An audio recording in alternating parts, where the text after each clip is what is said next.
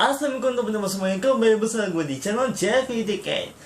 Baiklah, untuk video kali ini alhamdulillah kita bakalan kembali membahas seperti biasanya. Karena di video sebelumnya gue terpaksa untuk membuat video dengan rangkuman secara singkat karena waktu itu badan gue gak begitu enak ya, atau saat itu lagi demam lah.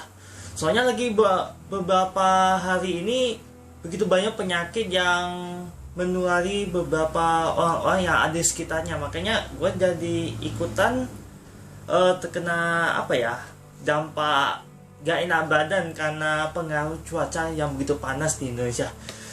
Dan alhamdulillah untuk kali ini dengan kondisi yang sehat, langsung aja kita akan membahas mengenai Ultraman Decker episode yang ke-15 yang kali ini berjudul Janji untuk Esok.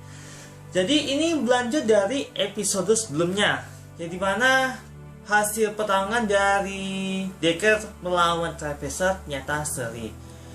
Yang di sini kita bisa melihat ya mengenai kondisinya si Decker pada saat itu juga itu seperti tidak begitu fit ya, karena pengaruh dari time travelnya yang dipakai oleh Decker ya. Gue gak begitu tahu dengan sistem apa yang dipakai Decker agar dia bisa menjelajahi ke masa kininya si Kanata. Dan kita juga lihat bahwa kondisinya si Decker ini tidak begitu baik, yang pada akhirnya dia pun langsung drop pada saat itu juga. Lalu di sini setelah si Decker itu sudah mulai membaik, dia pun menjelaskan mengenai kedatangan dia dari masa depan. Wah, ternyata benar dari rumor yang disampaikan oleh beberapa sosmed yang kudapatkan, yang dimana mengenai kedatangan Decker ini berasal dari masa depan. Ya, kemungkinan si Decker yang satu ini menggunakan time travel menuju ke masa kininya si Kanata, tepat pas Spear menyerang di bumi tempat Kanata berada. Lalu menjelaskan mengenai tujuan Spear itu yang berkaitan dengan si Profesor Asakage. Bukan lagi si Profesor Asakage, soalnya si Decker juga mengungkapkan nama aslinya si Profesor tersebut, yaitu si Agams. Ya, gak tahu, kita masih belum mengetahui mengenai masa lalunya si Agams itu seperti apa, mengenai kehilangan kekasihnya yaitu Lelia kalau tidak salah, yang berkaitan dengan masa lalunya si Decker juga ya, masih jadi misteri untuk saat ini. Yang pasti dengan masalah yang terjadi pada masa itu, si Agams pun mencoba untuk menghancurkan bumi dengan melibatkan beberapa Spear dari masa depannya.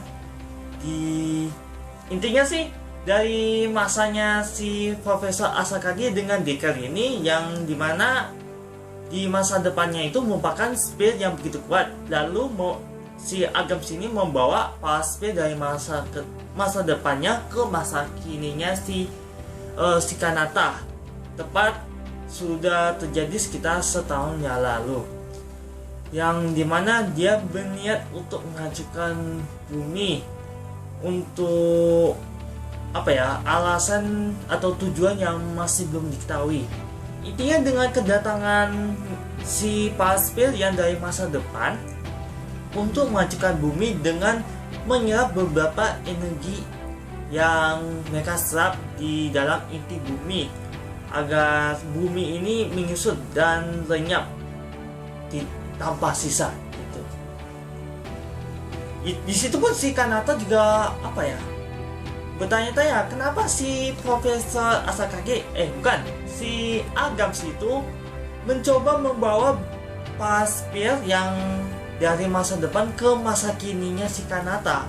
Apa tujuan sebenarnya untuk membawa para Spear tersebut dalam menghancurkan bumi dengan cara menelan beberapa energi yang mereka serap gitulah. Lalu di tengah pembicaraan mereka berdua, di sini juga muncul si Agams yang saat ini dalam kondisi lemah juga karena pertarungan tadi.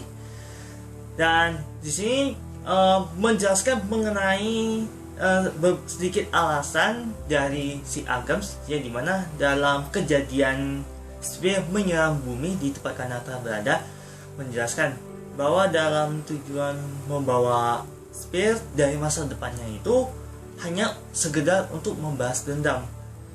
Ya jujur ini membuat si Kanata tidak begitu percaya mengenai sosok Profesor Asakage yang dia kenal ini ternyata merupakan penjahat yang begitu licik hanya untuk mencapai tujuan yang ingin dia capai dalam bahas dendam gitu.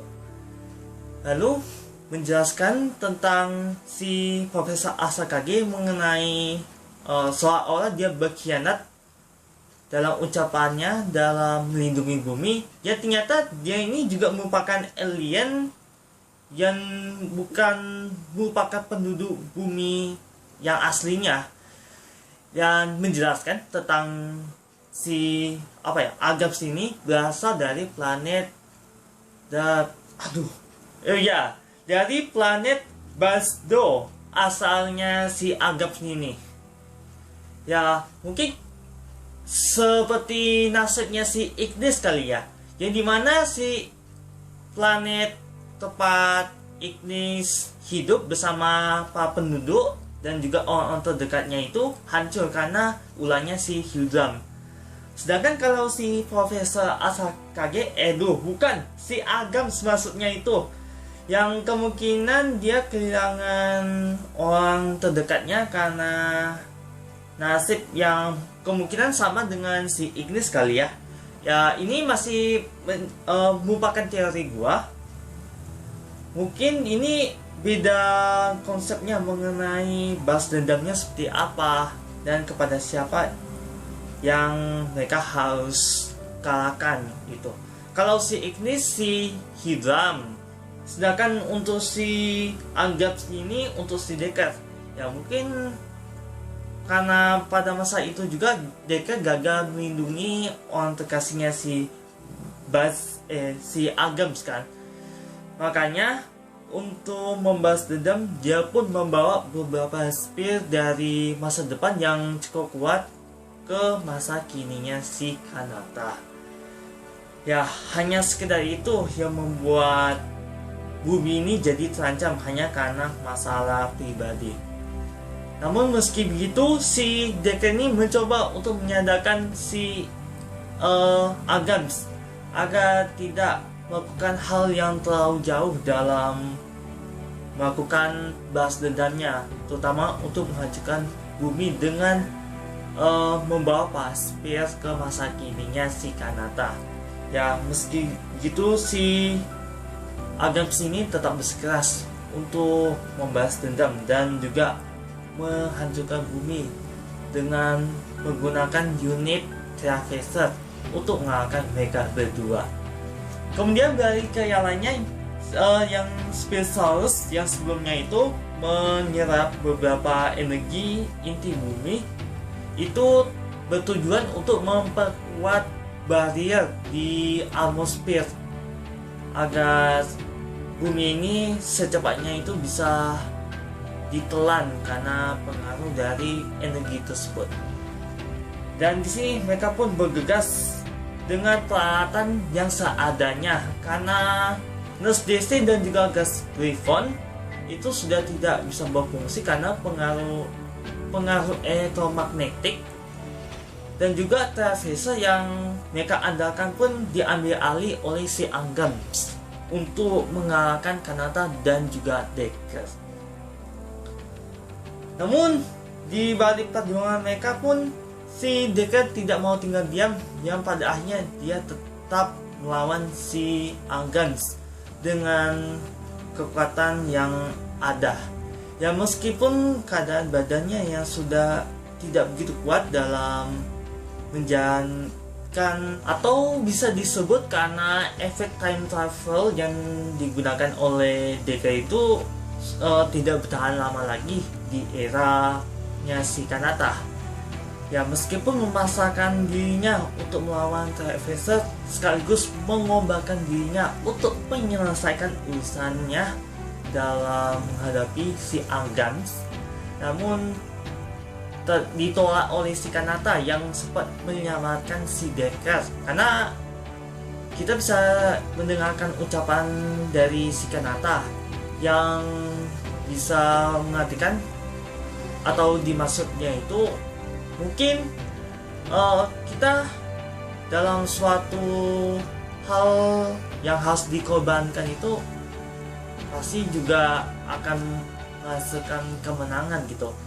Seolah-olah no sacrifice, no victory. Tanpa pengorbanan tidak ada kemenangan. Namun itu ditolak oleh si Kanata. Ya dimana dalam perjuangan tersebut masih ada teman-teman yang ingin bertahan untuk tetap hidup gitu. Atau bisa dikatakan kita berjuang bukan untuk mencari mati, tetapi kita berjuang untuk tetap hidup. Ya seperti itulah kalimat mutiaranya dalam hadapi suatu hal yang dihadapi dalam kehidupan nyata ini. Intinya dalam kalimat si Kanata yang disampaikan yaitu dia tidak ingin sesuatu hal itu harus dikorbankan, karena tidak peduli apapun yang terjadi harus bertahan untuk meraih kemenangan. Tidak peduli apapun yang terjadi, karena dalam pertarungan tersebut bukan untuk mencari mati, tetapi bertahan untuk tetap hidup gitu. Dan juga berjuang bersama teman seperjuangan dalam menghadapi sesuatu hal yang tidak diinginkan. Itu yang paling diutamakan. Ya, meski tidak begitu mengerti apa yang diucapkan oleh si Kanata, namun secara tidak sadar dia mengucapkan seolah dia menjawab apa yang ia perjuangkan selama ini. Ya dimana dalam perjuangannya si Kanata itu dia ingin melindungi bumi tempat ia tinggali bersama orang terdekatnya. Dan pada akhirnya si Deckard pun memberikan kekuatannya kembali ke Kanata untuk bisa kembali berubah menjadi Ultimate Deckard menghadapi si Argans. Ya, meskipun dengan type manapun tetap tidak bergeming untuk Traveser dalam phase 2, namun dalam tekad si Kanata pun tetap ia perjuangkan untuk meraih kemenangan yang mereka inginkan untuk tetap hidup di bumi. Dan itu pun juga dibantu oleh si Deckard dalam wujud manusianya yang menganggap dirinya itu begitu sombong atau hanya bisa mengucap gitu. Yang pada akhirnya dia pun membantu si Kanata dengan mengingat kalimat atau pesan dari keluarganya untuk tetap berjuang sampai akhir. Dan yang paling utama dalam pesan keluarganya adalah daripada fokus dalam kekalahannya, lebih baik untuk memperbaiki diri. Disitulah si Kanata mendapatkan kekuatan baru yang belum dimiliki oleh Deckard sebelumnya. Dan di sini muncullah Ultimate Deckard Dynamic Type. Di sini dalam kemunculan wujud power up-nya Deckard cukup keren habis. Dan kalau bisa kita katakan incredible banget dalam wujudnya satu ini. Dan jujur dalam debut form terkuatnya Ultimate Deckard ini pokoknya keren habis lah. Apalagi dengan menggunakan senjata utama Deckard Dynamic Type yang bernama Deckard Shield Caliber, yang membantu Deckard Dynamic untuk mengalahkan Traveser dan juga beberapa spell yang ada di area tersebut, terutama dalam mengalahkan beberapa spell soldiers yang ada di langit beserta spell soldiers yang masih menyerap beberapa energi berhasil dikalahkan oleh Deckard Dynamic Type. Lalu pada akhirnya Traveser yang menggunakan TR Mega Blaster pun tetap bisa dimenangkan oleh Deckard dengan finisher utamanya. Aduh, gue lupa nama finisher utamanya apa nih. Ini nama finisher utamanya si Deckard Dynamic Type ya, yaitu Daimute Ray atau Daimute Beam. Kalau bahasa Indonesianya sih Sina Daimute ya. Dengan sangat kuatnya si Decker Dynamic, si Traversal pun berhasil dihancurkan. Setelah kejadian itu, si Decker pun memperingatkan si Kanata untuk tetap was-was kepada si Agams, karena dia tidak mungkin menyerang begitu saja setelah kejadian yang baru saja terjadi. Dan di sini pun si Decker sebelum kembali ke masanya, dia pun mengucapkan nama aslinya, yaitu si Asumi Decker. Yang ternyata si Decker ini atau si Kanata merupakan leluhurnya si Decker di masa depan yang akan mendatang. Ya, intinya sih si Decker ini merupakan keturunannya dari keluarga Asumi.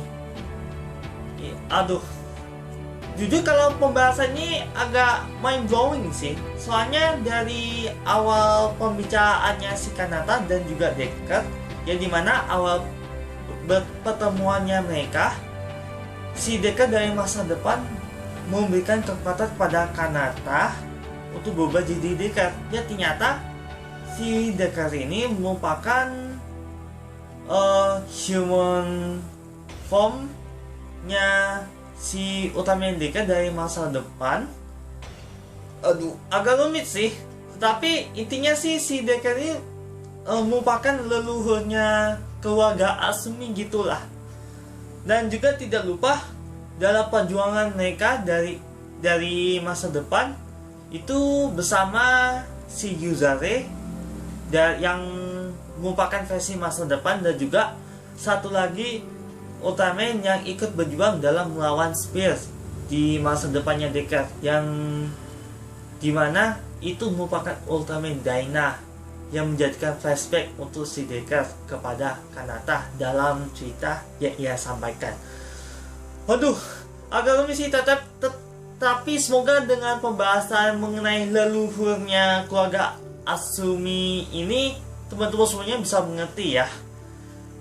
Dan pada akhirnya si Decker pun pamit sambil mengucapkan untuk menyelamatkan si Agam.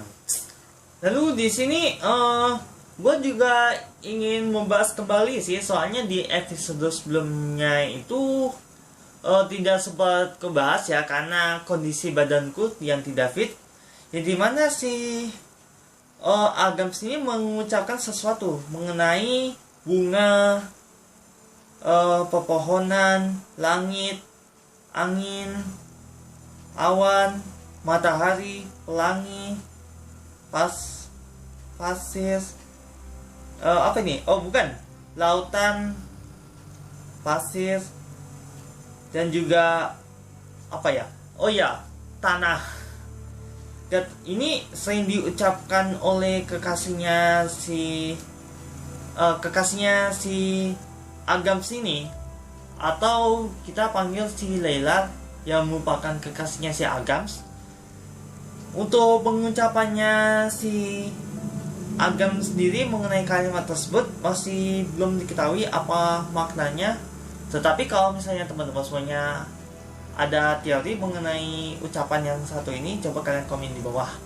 Dan cerita untuk episode 15 pun berakhir. Jadi itulah mengenai episode 15 yang bisa aku sampaikan pada teman-teman semuanya untuk video kali ini. Jujur di sini ternyata ada beberapa teori yang sulit dijelaskan ya, terutama mengenai teori tentang leluhur keluarga Asumi. Yang ini seperti time paradox yang persis banget di serial Ultimate Trigger ya. Hanya saja si human formnya si Decker atau Asumi Decker ini memberi kekuatan kepada leluhurnya di masa lalu gitu, yang menjadikan karakter Ultraman Decker yang kita kenal saat ini. Kemudian mengenai tujuan yang sangat memprihatinkan untuk si Agam sih, hanya karena kehilangan kekasihnya, dia pun ingin membalas dendam Decker dan juga melibatkan bumi untuk apa ya? Untuk kehancuran bumi itu karena serangan dari sphere dari masa depan. Selain itu juga mengenai kekuatan sphere itu semakin kuat barriernya karena pengaruh dari Spherosaurus. Dan kemudian ada sosok asli yang masih belum terungkap, yang dimana bakalan lebih besar dari ukuran monster pada ukuran normalnya gitulah ya. Karena sejauh ini hanya itu yang bisa kita dapatkan, karena untuk kedepannya bakalan terungkap misteri yang secara tidak terduga bakalan terungkap. Jadi itu saja untuk pembahasan pada video kali ini. Sepertinya untuk kemunculan Ultraman Dyna ternyata hanya sekedar flashback saja. Tetapi semoga untuk kedepannya Dyna diberi kesempatan agar bisa berkolaborasi dengan generasi barunya seperti Tiga dan juga Trigger di episode 19. Tapi gak tahu kapan Dyna dan juga Decker itu bisa berkolaborasi, tetapi semoga apa yang kita doakan itu bisa terwujud benar adanya nanti. Baiklah, sekali lagi pada teman-teman semuanya yang sudah nonton video kali ini, terima kasih ya. Semoga seperti biasa jangan lupa like, comment, dan sebelum ini gak tunggu untuk video yang terupdate, jangan lupa subscribe di channel youtube.com/Jongken. Dan apabila ada kesalahan dan kekurangan, tetap saya mengucapkan kepada teman-teman semua putus mau dimakan selesai saya, karena gua bukan makhluk yang senang dan yang seperti itu yang seperti tahu Allah. Sekian dan sampai jumpa. Wassalamualaikum warahmatullahi wabarakatuh, dan sampai jumpa di next video.